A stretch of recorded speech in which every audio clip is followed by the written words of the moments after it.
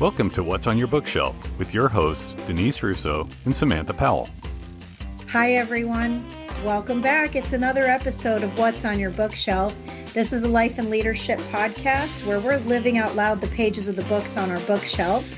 My name's Denise Russo. I'm here yet once again with my friend and co-host, Sam Powell. We are in the middle of a really great book for our series in 2024 on happiness. And the book that we're going through is The How of Happiness.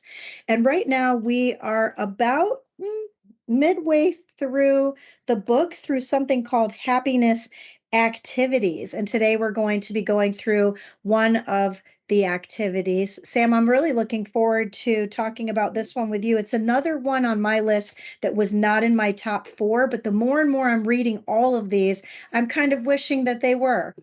Yeah, I hear you. I think about that as we go through these because I'm like, ooh, I want to pick that up. I want to pick this one up too. I want to, do a couple of things here. But, that's the point of the book, right? All 12 activities are things that can increase happiness. And so you should probably like a little bit, all of them, because they all can move you in that direction of happy. But the key is to focus at first on what are the ones that really, really appeal to you. So this one is happiness activity number 9, which is savoring life's joys. And this is in the chapter about living in the present. So chapter 7 of this book. And so we just talked last week about number 8, which was increasing flow experiences, right? So getting into that state of flow, which is all about being really present and getting to where things are clicking and going. And, you lose time in such a good way. So that was really fun to talk about. This one is really talking about savoring, being in that moment, thinking about as you're living life, as you're experiencing life, really taking in and appreciating and loving and getting to that savory juiciness that is, just your life experiences and things like this. So this one was really interesting. It was light on the explanation. I think, I don't know, this one's probably like, of course, like savoring life's joys makes sense to me, but it was really heavy on a lot of different ways you could do this and different thought processes. And some of those were like, oh yeah, I hadn't really thought about that, but they were interesting. So this was an interesting one for me from like a learning or thinking about what could I actually do and what could I put into practice in a way that, I hadn't thought of in a couple, before. Yeah, what I really liked about this chapter was it really helped me to think about the fact that we often can reminisce about the past or dream about the future or even worry about the future. There's a quote that says, don't worry about tomorrow. Tomorrow will worry for itself. And this chapter is talking about savoring present moments. Mm-hmm. And it got me thinking about 2 different stories of just something that happened to me just last week. I was dropping Vincent off at college for his semester to begin. And I love to be by the water. I think I've talked about this on different episodes before. I just have peace when I'm by the water. And so we had this opportunity where we were going to be sleeping overnight in the college town where Vincent goes to school. And I chose to kind of upgrade the experience so that I could stay at a hotel that was near the ocean because my son goes to school on the coast. And the day that we arrived, it was cold for Florida. Here we are. It's winter time technically, I guess, wherever you are listening to this episode. And for Florida, it was kind of cold last week. It was about 55 degrees outside. And the hotel was right at the beach. And so I recall Vincent was in a hurry. He wanted to go to the store. He just wanted to kind of get on with the day to get ready for school. But I wanted to savor the moment because that was my peaceful place. So he went off to do something. And I said, listen, I just need a few minutes to just be by myself. And so I walked over to where the ocean and the shoreline was. And it was probably, Sam, not even on that first day, not even 20 minutes, but it felt like an entire day, like 8 hours of good savoring, because I sat there. There were no people around because it was too cold to really be on the beach. The waves were sort of calm, but the sound of kind of coming in and going out was just peaceful. It wasn't really windy, but it was chilly. So it wasn't like feeling relaxing, like going to the beach for sunshine. It was a reflective time for me. And being in that present moment, I remember looking down at the sand and noticing intricate details about these shells. I actually posted about some of it on my Facebook page. I think you probably even saw it, where I had this profound moment of thinking about the life of the animals that were once part of those shells and why things happen the way they do in life. It became like this really weird, deep experience, but it was so healing for me that I remember telling you yesterday when we were chatting that I'm on a winning streak for 2024. Like, I've seen so many posts lately where people are like, I wish we could already have a do-over. And I'm thinking, man, this is already 7 billion% better than last year was. So savoring in that present moment, that was an experience for me. And I guess I'll end the ramble by saying that if there's something that you enjoy doing or that fills you up, savoring is about really going deep into that experience and being present with the experience and find that thing. For me, that thing is being at the beach or being at Disney World. Yeah. I love that. And I love that you taking that purposeful time to go sit and be with yourself and, really enjoy the moment. And you're somebody that I really think is good at savoring those little things. You're the person that's always like, look around the room and look at this experience. You're never going to get this exact moment, right? The trees aren't going to look the exact same. The position of the things in your room aren't going to be the exact same ever again. And I think that you're really good at that. And that's one of the things I've definitely learned from you. And I love, there's a quote in here that she's got as she kind of kicks off this chapter where she says, "We rarely seem to live in and savor the present moment, believing that what counts most will happen in the future. We postpone our happiness, convincing ourselves that tomorrow will be better than today." And this is the opposite of that, right? This is forget tomorrow, forget yesterday, forget everything. Like, let's talk about living right now and really appreciating. And I love the word savoring. Like, if I could just savor something every day, like, that sounds good, right? Food doesn't matter.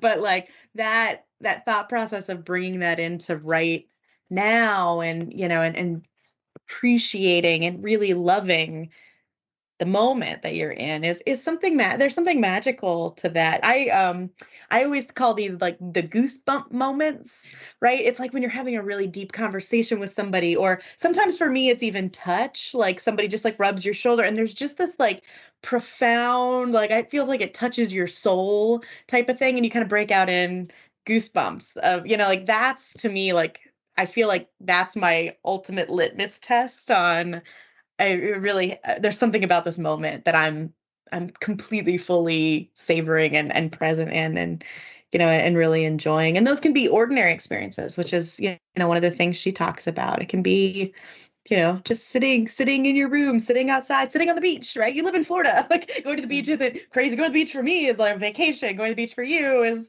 a little excursion in the day.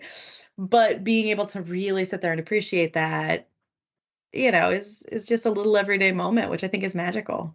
Maybe it's so much so to say that to elevate your happiness, it's to not take your moments for granted. I remember earlier this morning, I saw a quote that was talking about how time is the most expensive coin that you have. So make sure that you spend it wisely. And, I often talk about on these episodes and just in our private time together that you can waste, spend, or invest your time, but you can never get more of it back. And so the thing in this chapter that really struck me was it says savoring is about requiring you to step outside of an experience that you're having and then reflect on it and act in the action. I guess I'm not saying that right, but the action of savoring. So in other words, whatever that thing was that you experienced, that you actually go deep into it by thinking about what that thing was. Did Austin ever watch Madagascar, like the DreamWorks movies?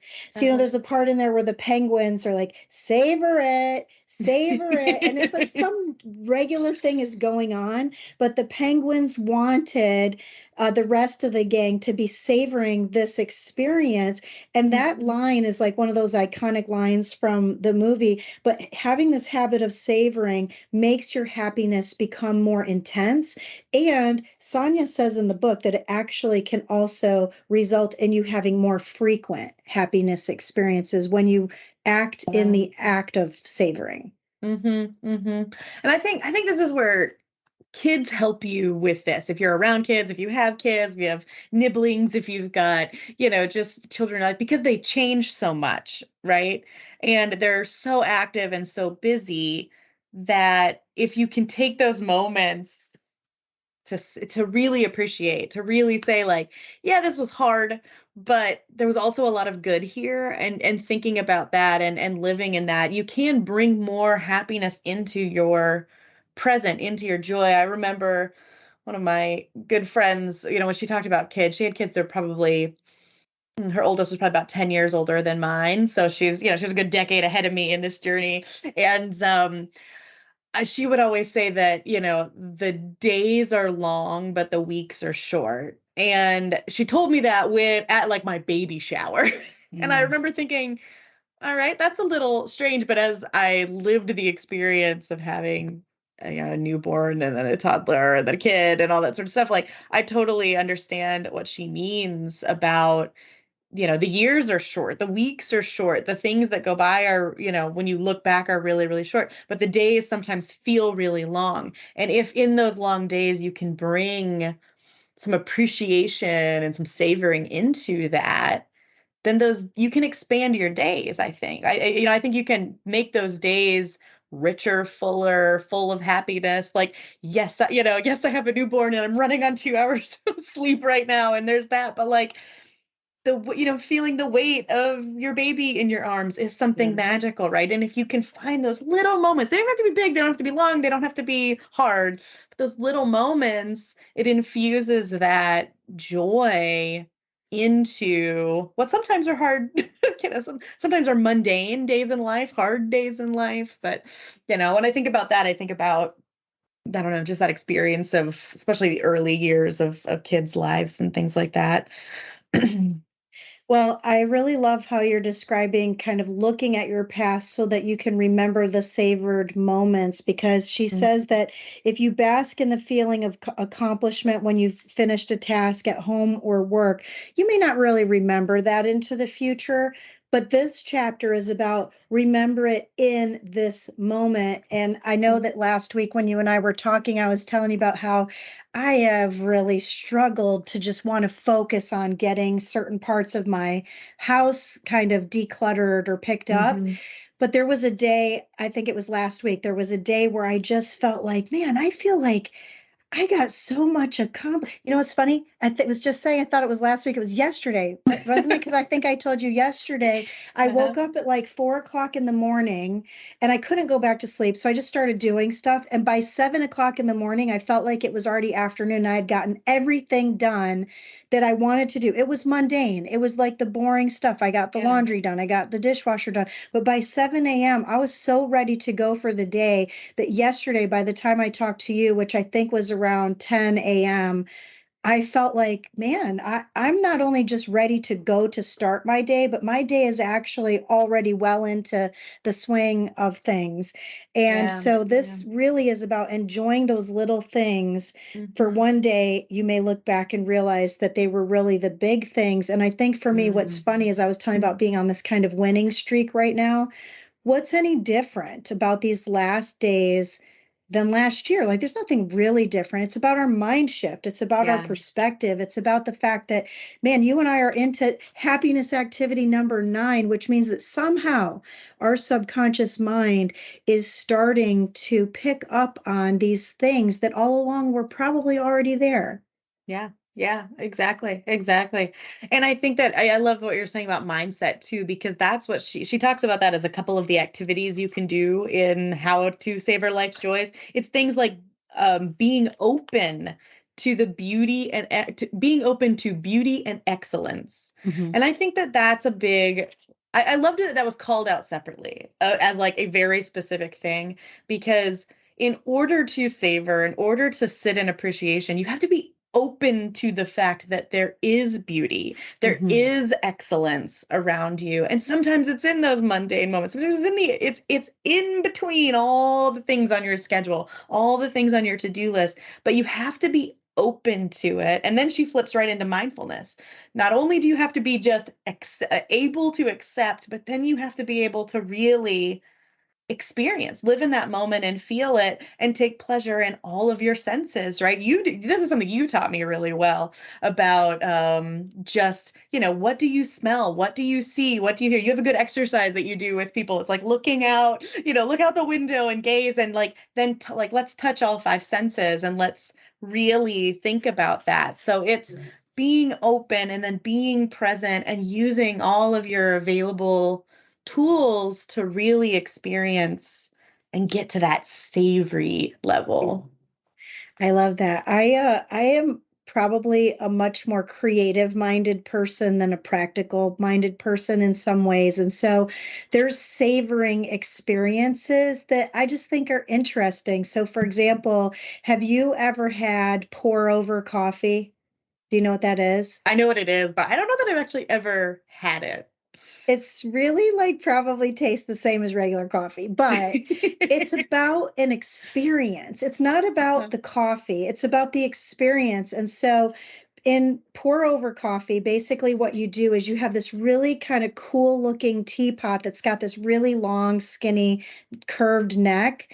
And the idea is when you put the beans into the filter, you hold this coffee pot up like a foot above your cup, and then you slowly pour it into the cup. And you're supposed to listen to like the sounds of the water hitting the cup and smelling the aroma of the beans as the water's hitting them.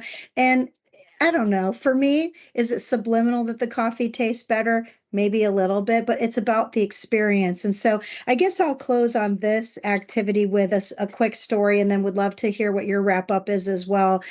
This last week, like I said, I was with Vincent, and he decided he wanted to go see the movie Wonka. And at first, we thought, well, it's kind of doesn't, I don't know. I like Gene Wilder, and Johnny Depp did a good job. How could possibly Timothy Chalamet do a good job on this? And, how could you ever beat the original? And so we thought, well, no, let's just go. Let's go check it out. It ended up being an amazing, really awesome, totally different movie. And I won't give the spoilers because you totally should go watch it. It's a great movie. And especially if you're listening and you're a mom, please go watch this movie. And if you're somebody who grew up with Willy Wonka, please go watch this movie. And so at the end, there is a scene when Willy Wonka's mom, because it's a flashback of his younger days, there's a scene at the very end when the mom writes him a letter. And I cried in the movie, like I'm such a sap. I cry at Publix grocery store commercials and stuff. But there was a scene where in this letter that she wrote to her son, she said, Willie, it was never about the chocolate. It's about who you experience it with. And so I'll leave by saying that this chapter is so important that it says savor life's joys, but that your experience is even that much deeper when you get to do it with others. And so I'm so thankful and grateful that here we are in another new year together, Sam, and that I get to savor life's joys, even in mundane or small or easy or 20-minute moments together when we're doing these episodes. So my thanks are for you today. Oh, I love that. I love that. Now I want to go watch the movie. I didn't really have any interest in it until I've heard you talk about it now twice. So I think I'll put it on my list. But yeah, I love that. And I think the other thing that maybe I'll leave people with on my thoughts is, yes, this is about living in the present. Yes, this is about savoring while you're in it, but you can savor past experiences too. And those are two of the strategies that she gives as well, right? And she talks about savoring and reminiscing with family and friends, right? Nostalgia is a positive emotion, and really thinking about, oh my gosh, do you remember that time that we did that thing and how wonderful was that? So, you really can reflect back, which is what you just did, right? With this movie story about, you can bring that happiness and that joy into the present by thinking about the things that have happened, or by transporting yourself to experiences that you really love, right? Like, oh, I love when I do this. So let me visualize myself in that space, in that time. And that helps get into that space of bringing those joys, bringing the appreciation and the love of those things into the present moment. So yes, experience it and live it as you're doing it. That's a huge, huge part of it. But also enjoy reflecting back and enjoy visualizing yourself in those spaces, because that also is a good way to savor. And yeah, I hope people, I don't know, once they're done listening to this episode, like take a minute and reminisce about something, or, take a minute to do your activity, Denise, where it's, like just like engage in those senses and appreciate the things right around you in whatever space that you're in, and find something beautiful in this moment. And do something with someone you really love, or at least Mm, tell them about something that you savor about them, because that's so love that. important, to share your love and to give it away. So this has been an awesome episode. I'm so happy that we kicked off our day this way. Next week we're going to be talking about something a little bit more sterile. It's about committing to goals, but here we are still at the front end of the year. And we're probably in the month that most people are getting rid of their resolutions. And so next week we're going to be talking about how do you commit to those goals. So at least for today, Sam, it's been wonderful to be here with you. And friends, if you're enjoying these episodes, do us a favor. Will you please share with others? Will you subscribe to our podcast? And if you are watching on or listening on Apple Podcasts, we'd really value if you could rate the podcast, because it'll help get us some attention from people who maybe haven't heard the show yet, that don't know it's available. And if this is changing your life the way I know it is changing mine, and I believe it's also changing Sam's, then we'd love for you to help us get this to more people. So on behalf of my friend Sam Powell, my name is Denise Russo. Thanks for joining us today on another episode of What's on Your Bookshelf.